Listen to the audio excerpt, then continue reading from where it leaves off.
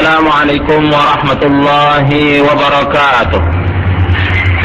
إن الحمد لله نحمده ونستعينه ونستغفره ونعوذ بالله من شرور أنفسنا ومن سيئات أعمالنا. من يهده الله فلا مضل له ومن يضلل فلا هادي له. أشهد أن لا إله إلا الله وحده لا شريك له وأشهد أن محمدا عبده ورسوله. أعوذ بالله من الشيطان الرجيم. يا أيها الذين آمنوا اتقوا الله حق تقاته ولا تموتن إلا وأنتم مسلمون. يا أيها الناس اتقوا ربكم الذي خلقكم من نفس واحدة وخلق منها زوجها وبث منهما رجالا كثيرا ونساء واتقوا الله الذي تساءلون به والأرحام إن الله كان عليكم رقيبا. يا أيها الذين آمنوا اتقوا الله وقولوا قولا سديدا يصلح لكم أعمالكم ويغفر لكم ذنوبكم ومن يطع الله ورسوله فقد فاز فوزا عظيما.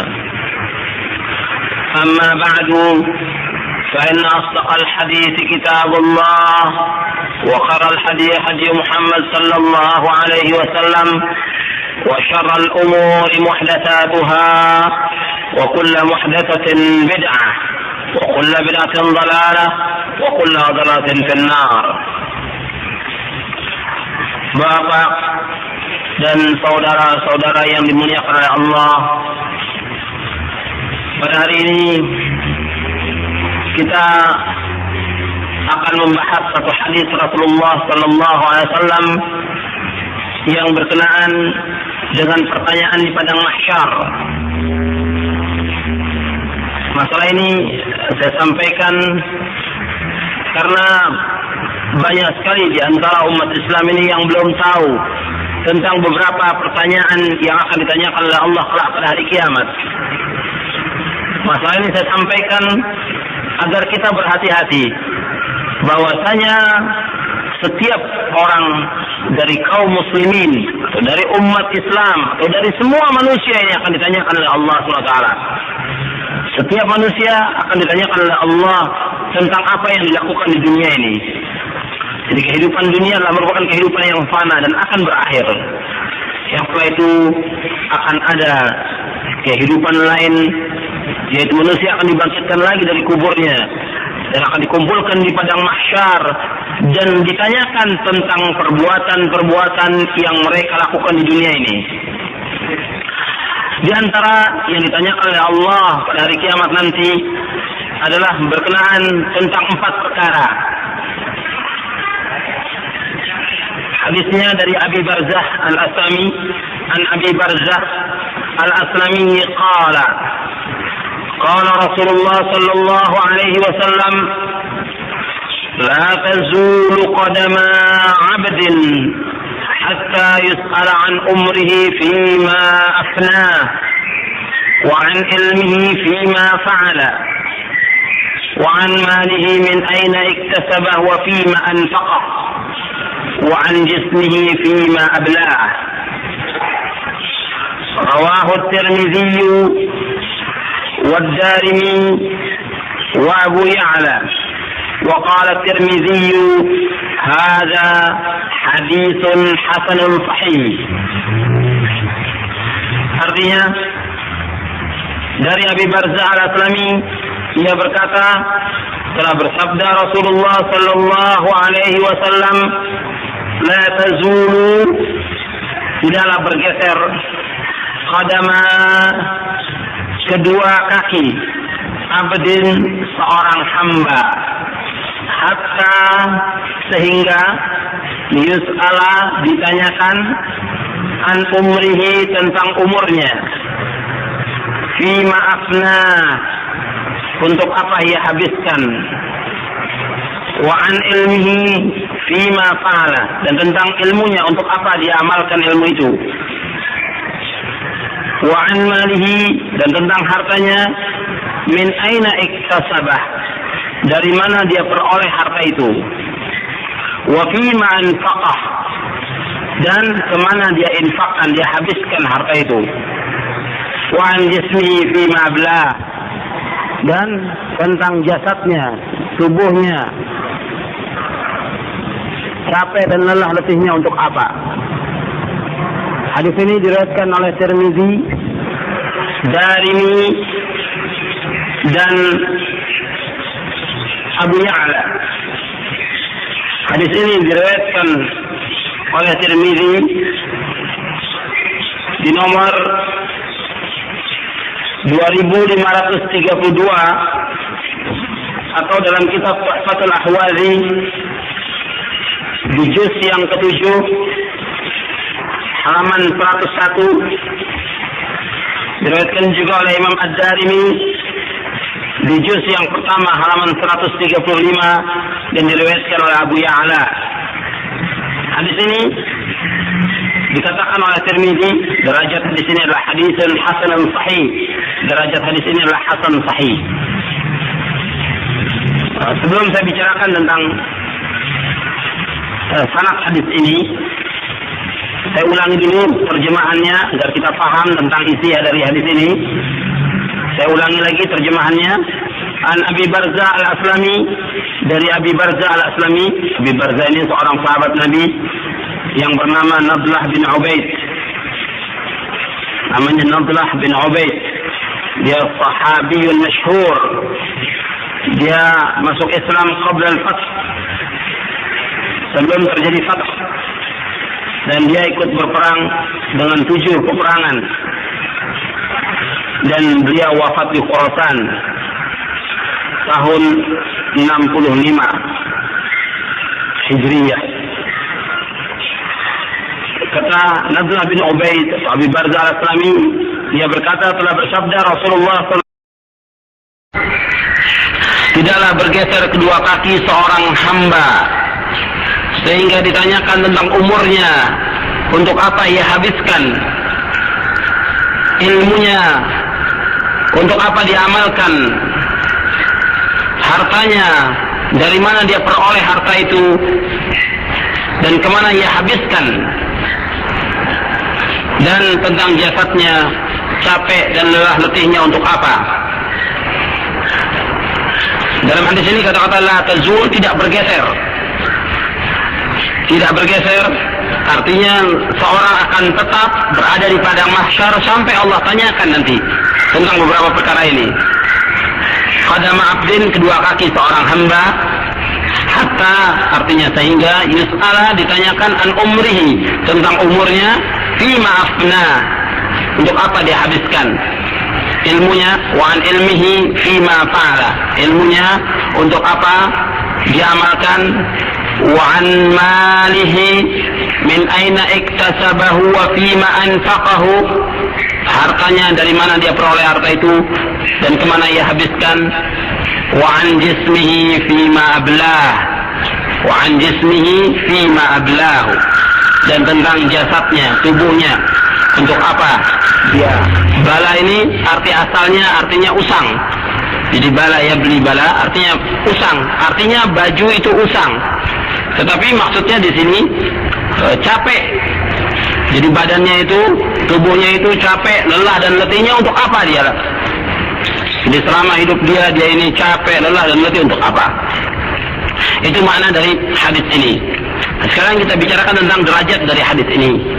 Hadis ini dikatakan oleh Tirmizi, hadza haditsun hasanun sahih. Hadis ini derajatnya hasan sahih. Hadis ini sebagaimana dikatakan oleh Tirmizi hasan sahih.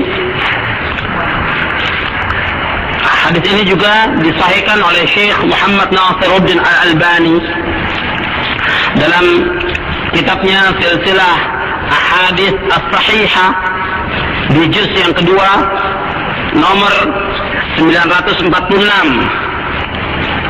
Di situ juga dibawakan oleh Syekh Albani tentang riwayat Tirmizi dengan kata-kata khamsin. Jadi kalau tadi kita sebutkan dengan 4 perkara, tapi yang di hadis Tirmizi, yang diriwayatkan oleh Tirmizi juga di nomor 2531 dari sahabat Ibnu Mas'ud itu disebutkan 5. Begini bunyi lafaz dari hadis itu, la tazulu qadama bani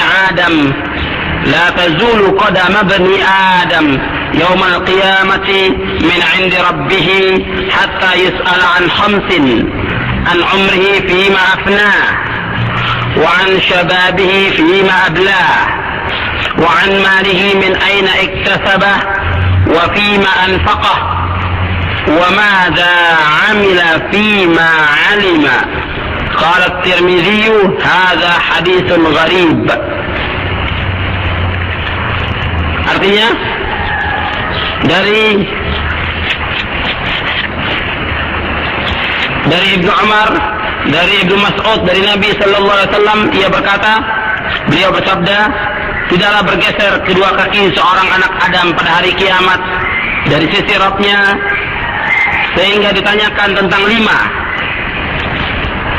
An umri fi ma'afna, tentang umurnya dihabiskan untuk apa. Kemudian yang kedua, tentang masa mudanya dihabiskan untuk apa. Yang ketiga, tentang hartanya, dari mana dia peroleh.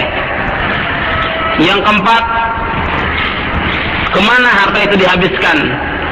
Dan yang kelima, wa madza amila fima alima, dan apa yang dia amalkan dari apa-apa yang dia sudah ketahui. Kata Tirmidzi, hadis ini hasan gharib. Tetapi hadis ini banyak jalannya, termasuk dikuatkan oleh hadis yang tadi kita bacakan 2532, sehingga hadis ini derajatnya naik menjadi hadis yang sahih. Hadis ini juga tercantum dalam kitab Sahih Jami' As-Saghir.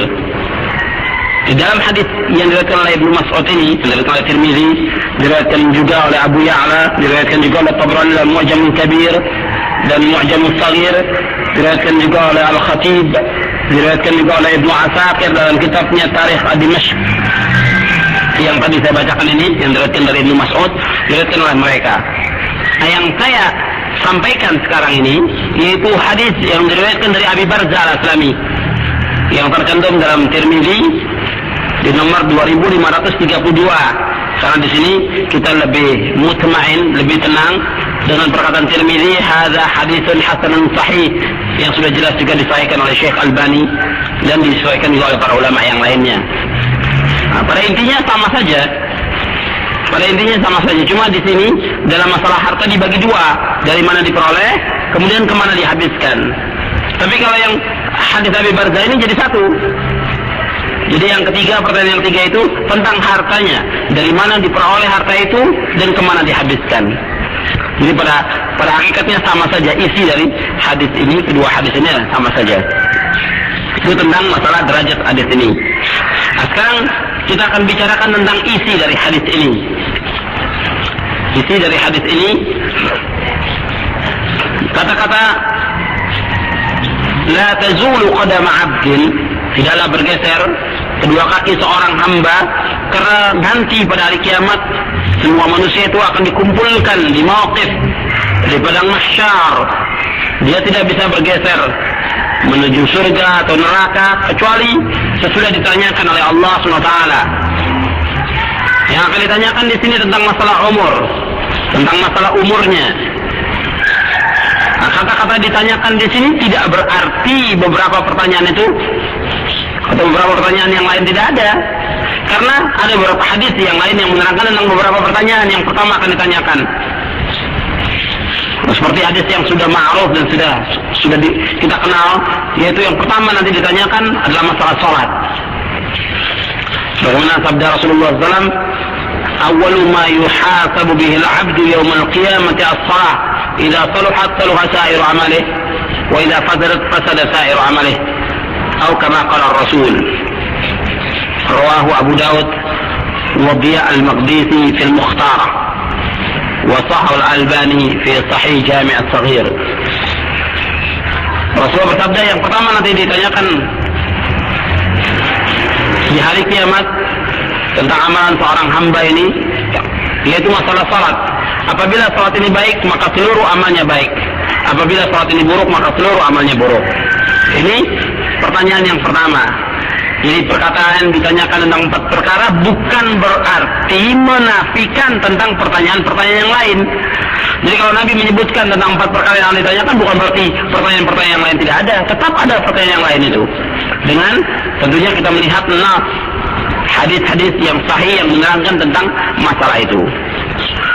Nah, yang kita akan bahas di sini yaitu tentang 4 perkara. Pertanyaan yang akan ditanyakan oleh Allah pada hari kiamat. Yang pertama tentang masalah umur. Untuk apa kita habiskan? Kalau kita bicara tentang masalah umur, berarti tidak lepas dari kita berbicara tentang masalah waktu. Jadi kalau kita bicara tentang masalah umur, tidak lepas kita bicara soal waktu. Waktu yang diberikan oleh Allah kepada manusia ini 24 jam. Kita harus bisa mengatur waktu kita. Kalau umpamanya kita disiplin tentang masalah waktu kerja, 8 jam untuk kerja, 8 jam untuk tidur. Nah, kemudian yang 8 jam lagi untuk apa? Jadi 8 jam waktu kita gunakan untuk apa? Apakah untuk bermain-main? Apakah untuk keluarga? Apakah untuk olahraga? Apakah untuk ngaji? Apakah untuk menuntut ilmu? Atau untuk yang lain? Jadi waktu kita ditanyakan oleh Allah. Jadi waktu ini bagi kehidupan muslim berharga sekali. Jadi tentang masalah waktu, kita habiskan untuk apa? Tinggal kita introspeksi, kita tanyakan tentang diri kita sendiri. Kita muhasabah terhadap diri kita. Dari waktu yang diberikan oleh Allah, kita gunakan untuk apa setiap hari waktu itu? Kalau umpamanya sekarang kita berumur 30 tahun, atau 25 tahun, atau 35 tahun, atau 40 tahun, atau 50 atau 60 tahun umur kita sekarang ini, kita muhasabah. Dari mulai kita mukallaf, dari mulai kita dibebankan oleh Allah kewajiban-kewajiban untuk melaksanakan syariat dan menjauhkan larangan-larangannya, dari sejak itu apa yang sudah kita lakukan. Kita muhasabah terhadap diri kita.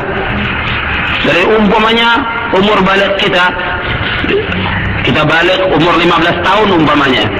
Nah sekarang kita umur 25 tahun atau 30 tahun. Nah sepanjang 15 tahun itu kita gunakan untuk apa? Kalau seandainya kita ini setiap hari mempelajari Al-Quran dan hadis Nabi, setiap hari kita pelajari, ini mungkin Al-Quran itu sudah banyak ayat yang kita bisa pahami. Kalau satu hari saja kita pelajari satu hadis Nabi Sallallahu Alaihi Wasallam, selama 1 tahun itu sudah 360 hadis yang kita dapat. Kemudian ketika kita hitung, kalau umur kita 25 tahun dikalikan 10, sudah 3.600 hadis yang kita baca dari hadis-hadis Rasulullah SAW ketika kita berumur 25 tahun. Apalagi lebih daripada itu. Begitu juga tentang baca Al-Quran. Kita sudah bisa khatam Al-Quran berkali-kali. Umpamanya kita bisa menghatam Quran dalam jangka waktu 4 bulan atau 6 bulan. Berarti setahun kita sudah menghatamkan Quran 2 kali.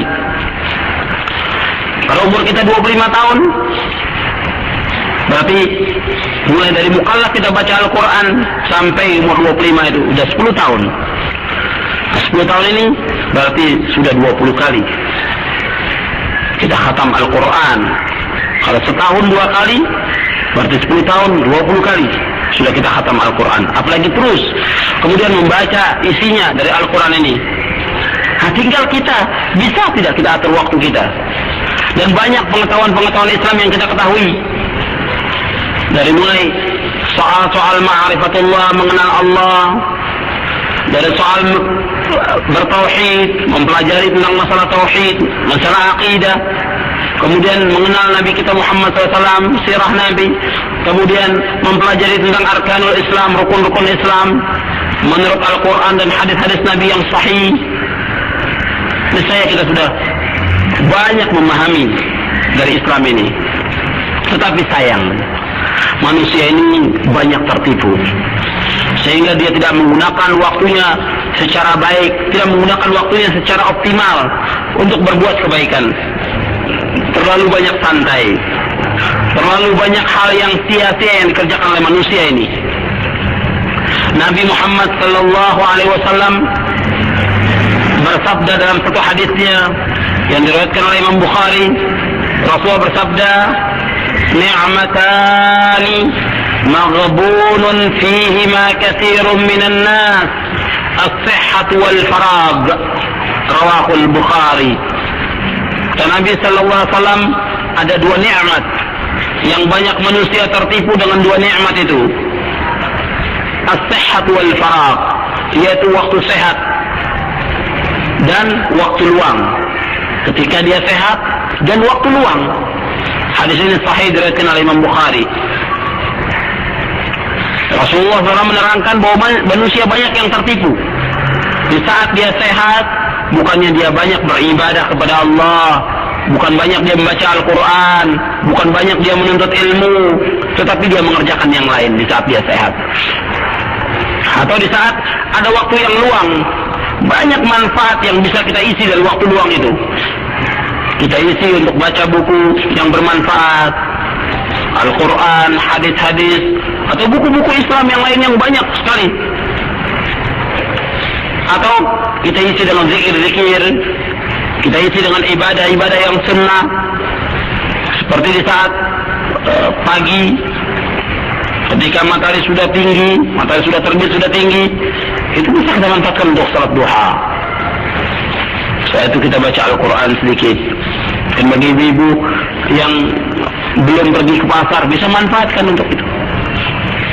Sore begitu juga, ada sedikit waktu. Malam begitu juga. Itu banyak waktu kita yang kita buang.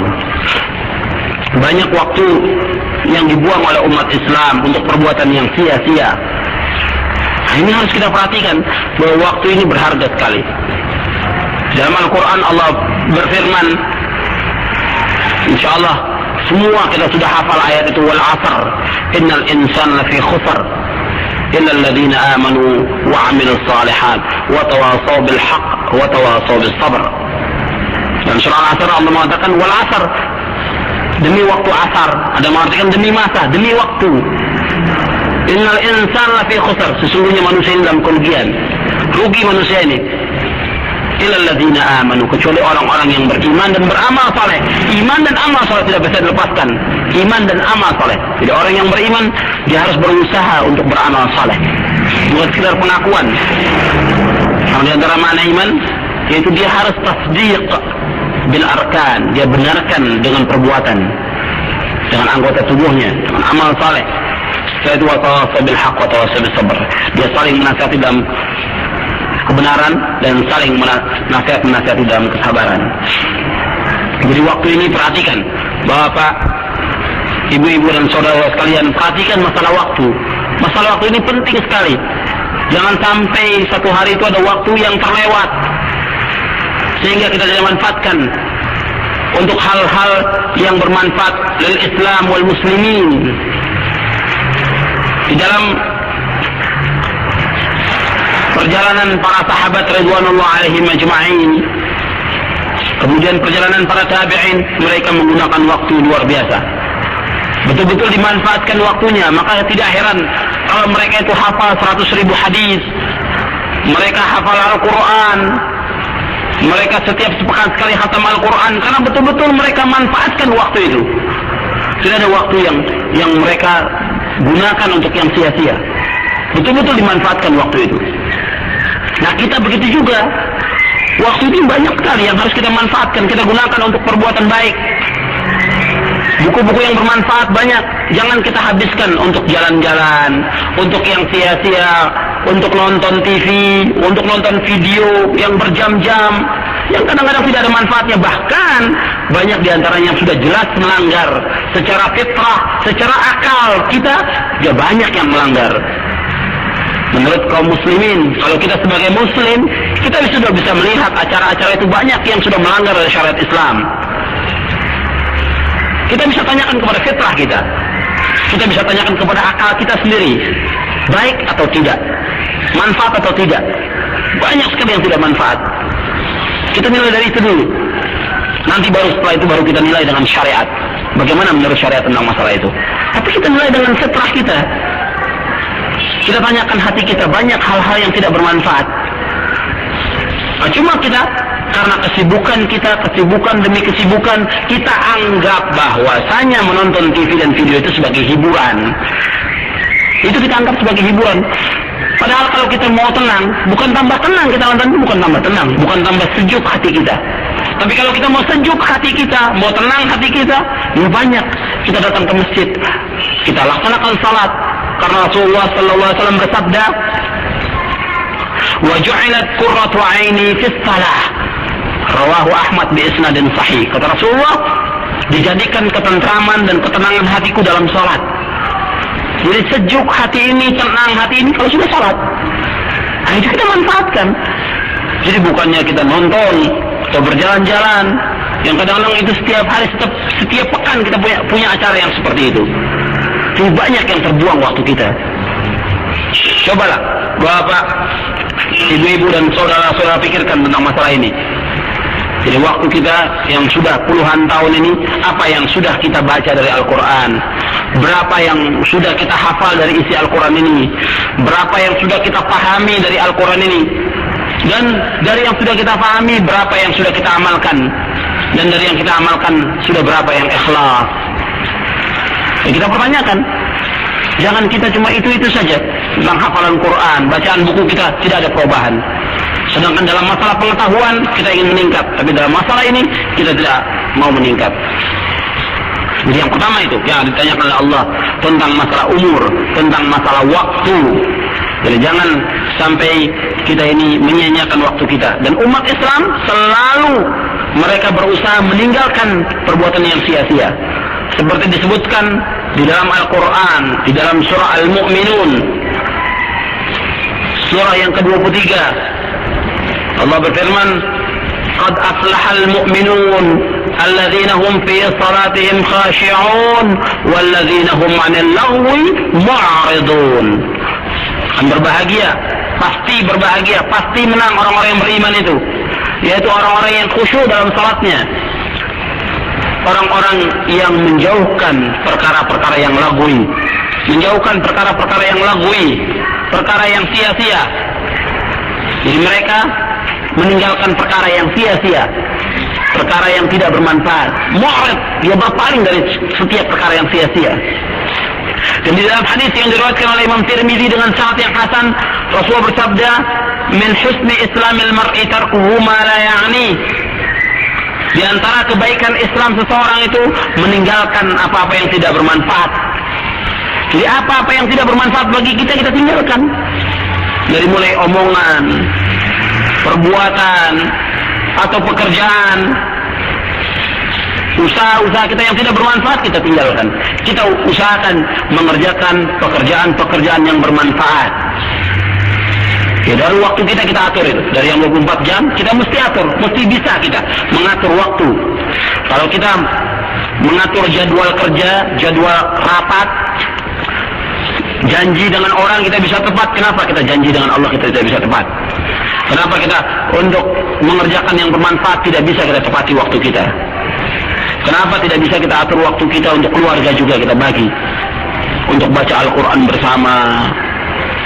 Kemudian yang satu membaca isinya, kita dengarkan, anak kita juga begitu. Kenapa kita tidak bisa kita berikan waktu? 8 jam kita untuk kerja, 1 jam saja untuk keluarga. Atau setengah jam dari maghrib sampai isya kita untuk ngaji bersama. Kemudian subuh juga kita baca Al-Quran. Menjelang tidur kita baca Al-Quran. Setelah itu kita cari buku-buku yang bermanfaat untuk kita. Kemudian waktu-waktu sholat kita manfaatkan untuk bermunajat dengan Allah. Karena kita ini sudah sibuk luar biasa, maka manfaatkan waktu kita untuk banyak bermunajat kepada Allah. Di samping menghadiri majelis-majelis ta'lim, di samping kita baca Al-Quran, di samping itu waktu munajat kita kepada Allah jangan sampai kita tinggalkan. Jadi ini tentang masalah waktu sangat penting bagi kehidupan Muslim. Jangan sampai kita menyesal sebagaimana orang-orang sudah banyak menyesal. Banyak orang-orang yang sudah tua mengatakan kepada ulama, mereka datang kepada ulama, "Wahai para ulama," atau "Wahai orang alim, wahai ustaz, sesungguhnya apa yang harus saya kerjakan?" Saya ingin tahu tentang berbagai masalah. Si ulama balik bertanya, kenapa dulu engkau tidak belajar? Kenapa dulu engkau tidak menggunakan waktumu untuk kebaikan? Ini satu penyesalan. Yang penyesalan ini tidak bisa lagi dibalas dengan apapun juga, kecuali kerugian dan penyesalan. Jadi kita harus gunakan waktu kita sebaik-baiknya. Jangan sampai lagi terjadi penyesalan. Kalau di saat tua dia kembali, itu masih bagus. Tapi kalau sampai yang demikian itu dibawa